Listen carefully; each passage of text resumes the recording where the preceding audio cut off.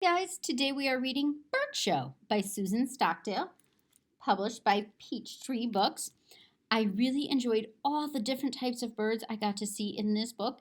Maybe you'll find one you like that you knew about, or one you didn't know about, or one you've seen in your yard. I hope you'll enjoy it too. Bird Show by Susan Stockdale.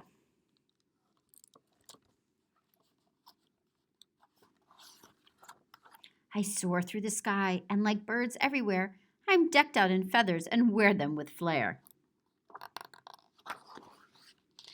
I boast an outfit of every hue. My coat has one color, my jacket has two. I flaunt a full skirt of milky white lace. My apron is yellow, my dress has a face. I sport a vest that is dappled with dots. My suit has white speckles, my headdress has spots. I flash a tailcoat with a curtail flips. My train has two paddles, my fan has sharp tips. I don an elegant free-flowing gown.